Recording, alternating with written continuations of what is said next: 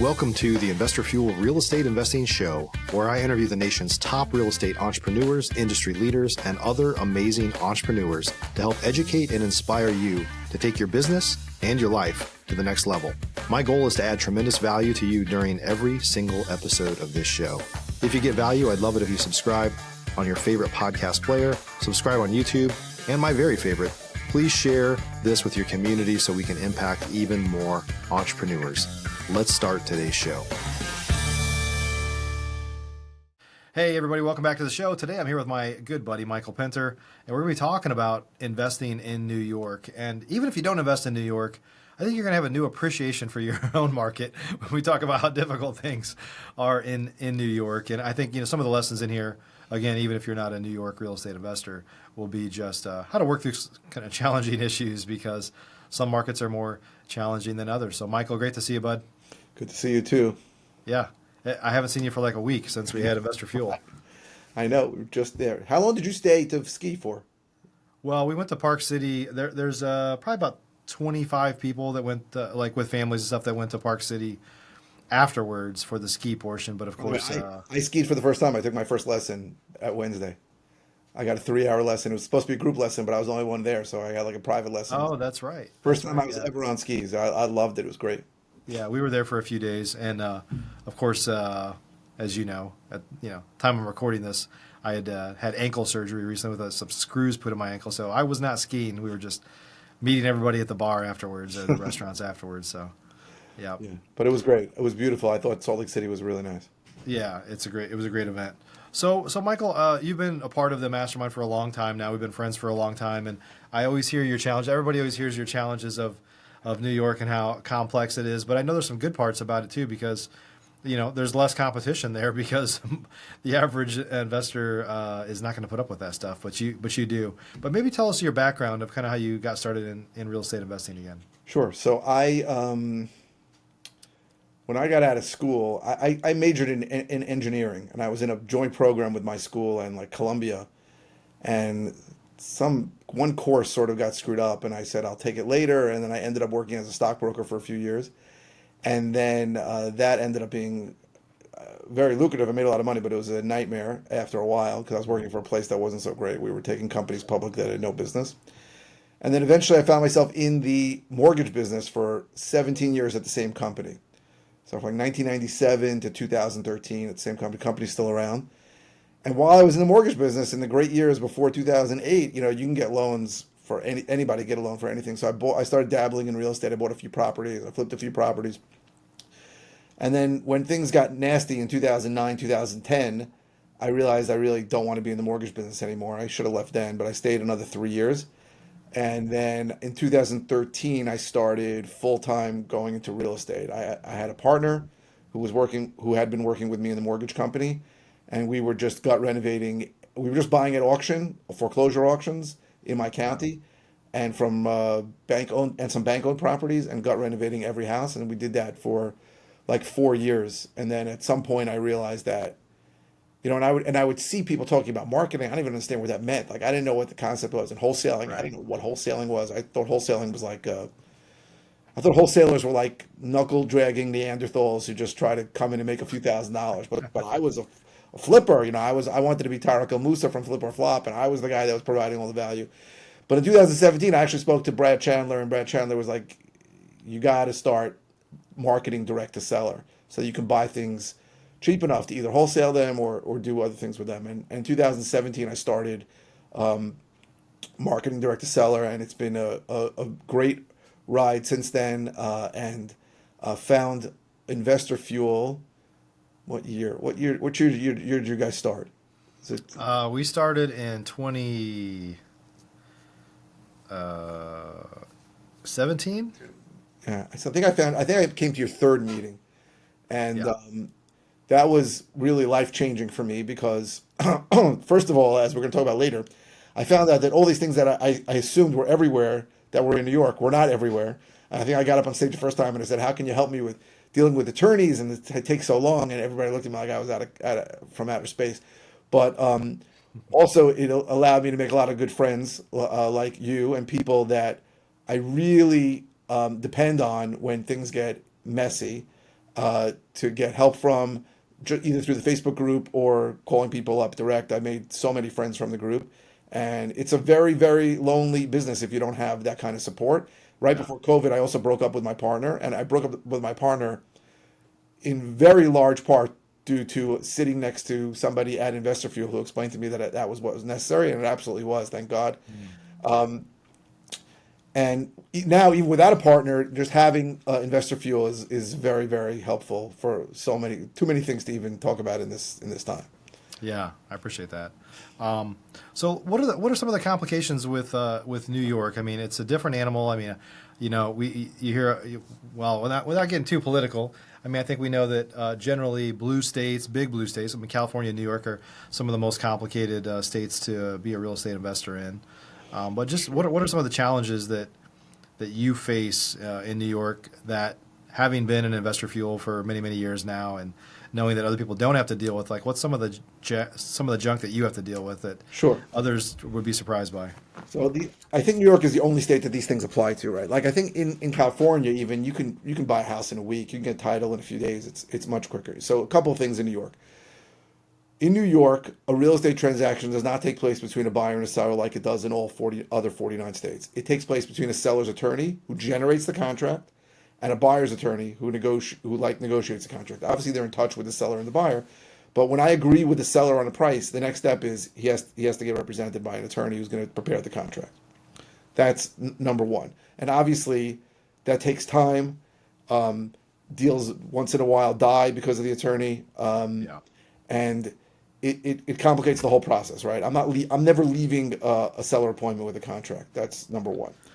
And you can't even advise the seller on which attorney to use, right? So I can advise, right, and they can listen to me. But even if they're listening to me, it's still a process, right? There's still a right. back and forth. But they can't use your attorney as well. There has to be a They separate can't use the same attorney that's representing me. That's a conflict of interest.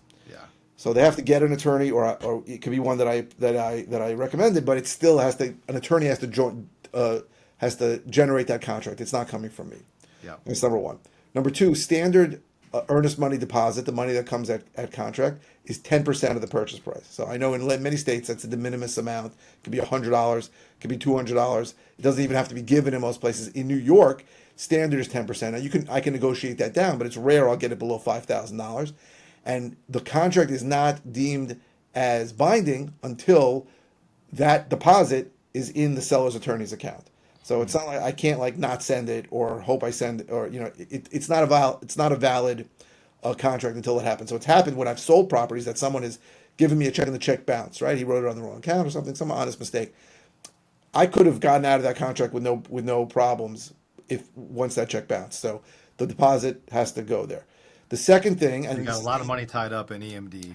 yeah, it's a lot. I mean, it's a lot of money tied up in EMDs at all Right. times. And the third thing, which really spooks everybody out, is that there is no inspection period in New York. What that means is once we agree on a price, the inspection is done before the contract. Now, I think it actually is more logical because what happens is the inspection's done, and any repairs that that the buyer is going to require is put as a rider to the contract. But that means I have no outs on any of my contracts. Every single contract I go into, I have to close or I have to assign. Oh, and standard contracts in New York are also not assignable. There's clause 26 that says no assignability. So I have to negotiate. I have to negotiate to have the contract assignable if I want to wholesale it, and I have to negotiate not to pay $40,000 in deposit if I'm buying a house for $400,000. So these are the kinds of things that make wholesaling or even any kind of real estate investing in New York dramatically different than in other states. Yeah. But there's some benefits to that as well, right? Sure. Is it keeps a lot of the competition away. I mean, obviously a lot of states are starting to require you to be licensed if you're, even to be to wholesale properties or whatever. There's a lot more pressure on real estate investors because of the lobbies for brokers and agencies and all that stuff. But there's the good side of that is it pushes a lot of the people that are more of the fly-by-night folks or those that have no money and are willing to hustle. Like, hustling's not enough now. You have to have some skin in the game, whether it's a license or whether it's Right. Being able to have kind of more patient money, right?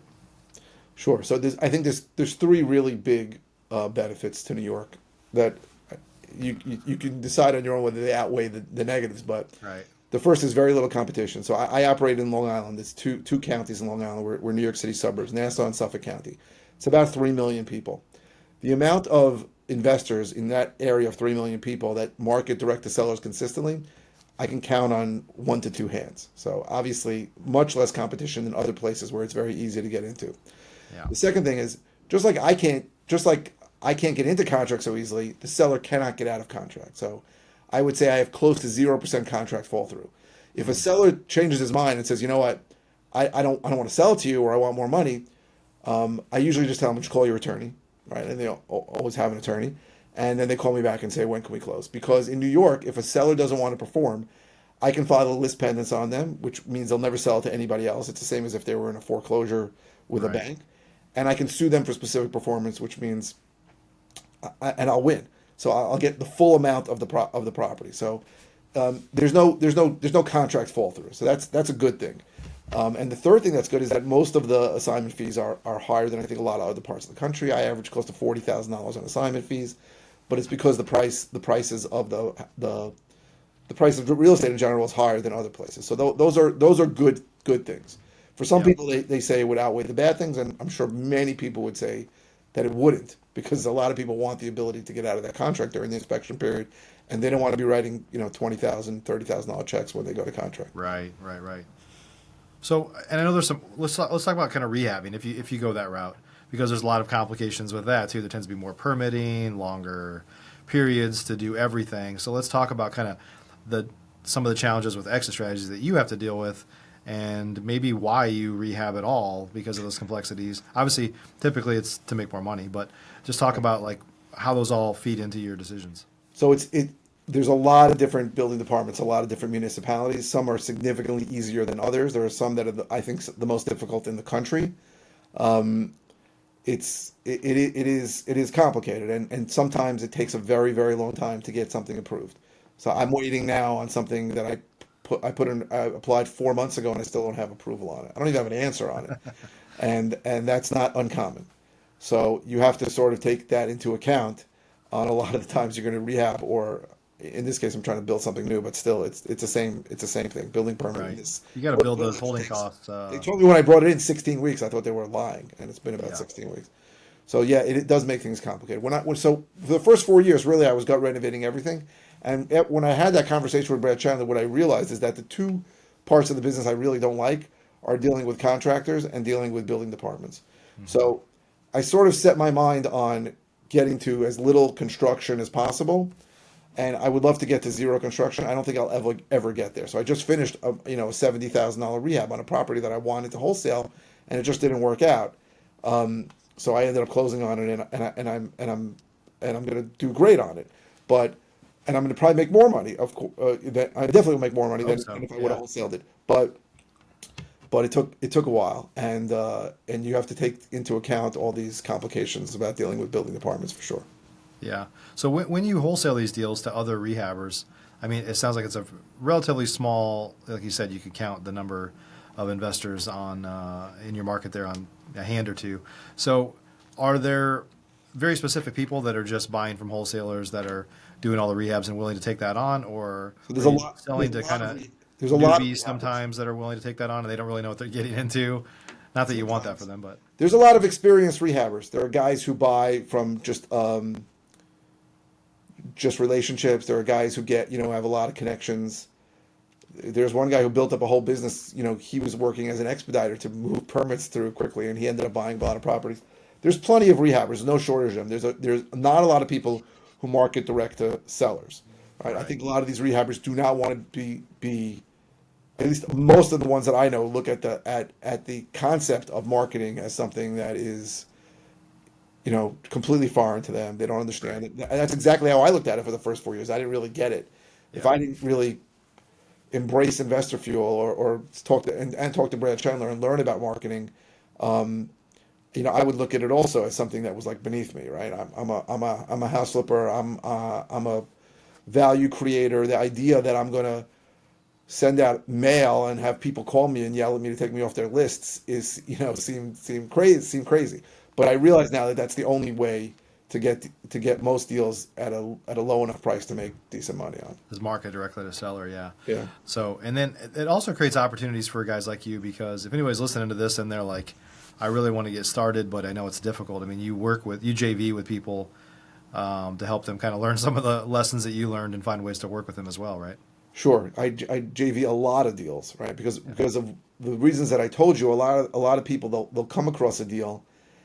You see, in other parts of the country, if you have a deal and you're not sure if it's a deal, you can just lock it up under contract, right? Get it under contract, and then figure out if it's a deal. And if it's not, you can get out. In New York, because you have to put up money, and because there's no way out of the contract for either side, really, people are scared to get into the deal. So they'll call. I get calls all the time from people who will say, I don't know if this is a deal. Let me know if this is a deal. And I'll say, at this number, it's a deal. More than that, I think it's a mistake.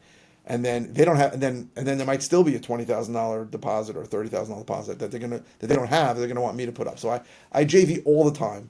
I even started coaching people who wanted help. So it happens more. I think it happens more in New York because of people's fear of putting up the cash and of not being able to get out of the contract, for sure.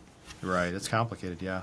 So I want to talk to you a little bit about, I know that a few years back you decided, hey, all real estate investors do this, by the way, like the grass is greener in that market. It must be easier in that market, right? So you said, I'm going to go to the other extreme. I'm going to go to El Paso, Texas, which is super far away from New York. By the way, I'm in Dallas, Texas, and it's literally like it's a 9-hour drive.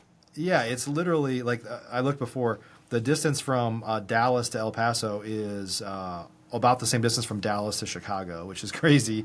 But Texas is a big state. I've been in Texas for 26 years. I've never been to El Paso before. I have no reason to go there, right? So, I mean, I've been to every other major metro area, but I just have never had a reason to go to El Paso. And I don't know why you came up with El Paso. You said, hey, the grass is greener, so I'm going to go down to El Paso and invest there as well. And so maybe we can just talk a little bit about that idea of the grass being greener, because I know despite the fact that all the regulations and all the crap that you deal with in New York are probably the exact opposite down there, yes, but it's brought its own challenges, right? For sure.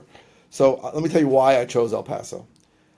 So my goal is to become an owner financer, right? Mitch Stephen, who really does, he has like 300 of these loans out. Just to explain what owner financing is you buy a property and then you get private money to lend you long term, and then you sell the property to someone who maybe can't get a traditional mortgage, and you wrap that loan into a new loan with the buyer, and then there's usually a spread between what the payment you have to make every month and the payment that you get every month. And to me, that's the dream. So everybody that I spoke to about it, including Mitch Stephen, told me that the prototypical best owner finance buyer is a lot of them are Hispanic, could be a Mexican national, and those are really where I should focus. I should market in Spanish, that kind of thing. And I said, you can't find more of those than in El Paso. For those that don't know, I flew to El Paso the first time, and I had no idea this was the case, but Juarez, Mexico, and El Paso is basically one city with a border down the middle of it. It's pretty unbelievable. And people, dozens of thousands, if not hundreds of thousands of people every day drive from Juarez, Mexico into El Paso. I don't even think they get checked at the border. They get checked when they go back from Mexican customs. Like every night there's a massive line. Yeah. It's the exact opposite of Tijuana. Tijuana, you can just drive into Mexico, nobody stops you. If they weren't getting checked before, they're getting checked now. Maybe they are. I hope so. But it's a place with a lot of Mexican nationals, Hispanic people. So I said, I'm going to try it. And I didn't know the distance between Dallas and El Paso either. I really thought I was going to go to Investor Fuel in Dallas and just drive to El Paso. Yeah. It's a 9-hour drive. This is crazy too. There is no direct flight from any of the New York airports to El Paso. I have to stop somewhere. I have to stop in Dallas or Austin. Yeah. So it's different. I flew there a couple times, made some connections. I've done a bunch of deals there. I actually haven't done any owner finance deals. I may do my first one now, but it's also an area where I felt like it's relatively untapped. Not that there are no investors there, but there aren't a lot. Right. When I fly to any of the 4 major cities in Texas, so I'm talking about Dallas, Austin, San Antonio, Houston, there's a lot of people from New York going there every day, and most of them are real estate investors. They're checking their investments out. But when I fly to El Paso, I think I'm the only guy from New York there if there's no direct flight. So I figured there'll be less competition. I have to sort of build up some things. I do the marketing there, and I do get deals. But that was my thinking. My thinking was this is a good place to do owner financing, and I am hoping to get that started at some point. But I've made money on almost every deal I've done there, so it's good. Yeah. So some of the differences, though, let's talk about just to compare, because sometimes people go into another market, and I think, it's usually because they believe the acquisitions will be easier. So I think acquisitions probably is easier for you there, but it's probably has some challenges that you didn't think of, right? Which are, are you marketing in Spanish? I know you don't even speak Spanish, and so I don't. let's kind of break this down a little bit, because I think there's a lesson here to be learned of, like, however difficult you think it is in your market, it's probably not as difficult as New York. And then just going somewhere else is not necessarily like a slam dunk kind of decision, right? No, there were challenges. So I had a VA from Mexico that I still have who helps me with language issues. Yeah. But there are challenges there for sure. First of So all, let's talk about on the acquisition side. Some of the challenges are you're doing this, virtually versus in person. correct. You have to, right? Correct. That is a challenge, but I can get a deal under contract via DocuSign there that's legally binding. Where in New York it isn't. So Right. that's good. I've got a bunch of contracts signed that way. I have two people on the ground there. One guy who like just runs and takes pictures for me, and one guy who is an agent who sells my houses and gives me his opinion. Well, he gives me his opinion, and so. I mean, I went when I went there one day. I basically interviewed people to be my boots on the ground. That's what I did, and I chose one of them, and that guy has helped me since I've been here. I don't think he's perfect, but he's pretty good. And originally I was having him run out take pictures, and he couldn't. He was too busy. So I found somebody else on Craigslist who's amazing, and for a very small fee, he'll run anywhere all over El Paso and take pictures for me. So that was really helpful. So let's talk about marketing, like how you market differently in El Paso versus New York. Maybe just I, share re- some I lessons really there. market the same way. I send the same postcard there that I sent to New York. I just Okay. put "Se habla español" on it, and I buy pay per leads there. I've done the same. I'm going to start doing RVM there in Spanish. I just got a list that I'm going to start doing shortly, and I think the marketing is pretty much the same. I would love to. There's certain marketing channels that I don't do in New York because they're too expensive because we're the most expensive media market. So like I tried radio once, but even radio is expensive. And I would love to do TV. I may end up doing TV in El Paso because it's so much cheaper than I can do it in New York. I may Yeah. try that. So it opens me up to additional possibilities. Like to try TV in New York is something like $40,000 or $50,000 a month, Right. right? And you need to do it for 3 4 months. It's something I'm going to try for $200,000. I'm a little weary, but there I can try it for $7 8,000 a month. So I may do that. Um, but it's good. I was sort of hoping on the disposition side that I would do all these owner finance deals, and those sort of haven't panned out, and I need to maybe focus in better on that. But the truth is, I also haven't really wholesaled or novated anything there, and I felt, and I wasn't right about this, that a lot of the buy prices that I bought, I wouldn't be able to sell to an investor. So I wholetailed most of the things there if I didn't rehab them, and I Okay. think I really should, when I get anything under contract, I really should be more focused on novations and wholesale deals, which will be much better for me, and I won't have to put the money into it and let it sit there also. Yeah. The market there is a little weaker than I thought, certainly since the rates started going up when they did, and I need to buy a little better there. It's a very different market than here. Obviously, Yeah, for it's like a sure. different planet. Yeah, for sure. So what are some of the lessons that you've learned by going into a new market that maybe folks that are listening can kind of learn from or anticipate a little bit better, maybe? I think when you start, it's sort of important to have somebody there on the ground that can sort of guide you a little. El Paso is a really funky place. There's a massive army base there, massive Fort Bliss, Hmm. hundreds and hundreds of thousands of military personnel and civilian contractors. And there's areas that are right near nice areas where the prices can be much lower. Zillow Value and Redfin are not accurate. There's also a tremendous amount of new builds in certain areas that screws up the Zillow and the Redfin value. So you'll look at the Zillow value and it'll say $300,000, and it's a house that won't go for more than 100. So like if you have somebody in the area that knows that, that's a big help in the beginning, or you can get messed up pretty bad. Yeah. But I think that marketing is very similar everywhere. I really think this. I mean, I just send postcards, like the same stupid doodle postcards. I send a million of them, and they work. Like I don't get into them. Like people can really get into the language and stuff on there, but I feel like just sending out postcards to targeted lists. Oh, also, and any place you want to go to, you should check with public records to see what's available. So like I could get code enforcement lists and tax delinquent lists straight from the county there. I can't get those near by me, and they're like charge me $20. So those are great lists that I started marketing to right away, and I think it works. I think people are sort of afraid when they go to a new market that things are going to be so different. I think a lot of the marketing that works in any market works in most markets. Yeah, my sense is that the hardest part when you move to a new market is dispo for a lot of people, because they just don't know, especially if it's a market where there's not a robust, the most common thing is people would say they're in Dallas, like where I'm at, or any major metro area, and they want to go like to some small town outside of town, right? Well, acquisitions is easier because there's not as much competition, but the dispo is harder because there's not a robust kind of ecosystem of rehabbers or landlords buying from wholesalers there. So right? Yeah, so a couple of things. I when I looked at El Paso, right, I never thought of it as this little hick town. It's like the 20-something biggest city in the country. There's like 700,000 people there. Right. It's pretty big. So I knew that there had to be some kind of system, but getting into that system takes a little time to figure out who the players are, who's reliable, and what's going on. But for sure, when you go to a more populous area to a less populous area, that always scares me about like who the hell is going to want to buy this thing? Like how long is it going to take me to find someone? But I figured in El Paso they would be there. But again, I haven't really wholesaled as much as I should have. There's investors there that could have bought a couple of my deals, because when I wholetailed them, I sold them to an investor. So I know that I could have done it without closing and saved myself the money. But these are things that you learn from experience. Yep. Awesome. Well, Michael, if folks want to get a hold of you in New York, or even possibly work with you, what should they do? So I am all over social media. I have a page on. You can go to Michael Pinter on Facebook. I also have a Facebook page called Bigger Flips.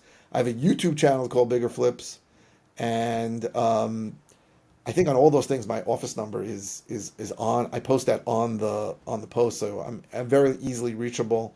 You find me in a variety of ways. I'm on Instagram. I'm in a lot of places. Yeah, you're huge. I'm ubiquitous. You're huge in New York. Yeah. Awesome. Well, Michael, always good to see you, buddy. I appreciate your time. Thanks for joining us. Thank you very much, Mike. Yep. Everybody, we'll see you on the next show. Thanks for joining us for today's show. You can learn more about the amazing benefits of the Investor Fuel Mastermind community, including surrounding yourself with hundreds of other rock stars, 100% financing on your deals, and members-only discounts from vendors you're likely already using that, as a member of Investor Fuel, will save you more than the cost of your membership.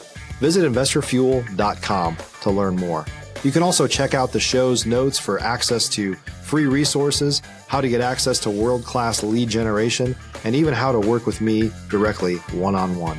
Don't forget to subscribe so you never miss another episode. See you on the next show.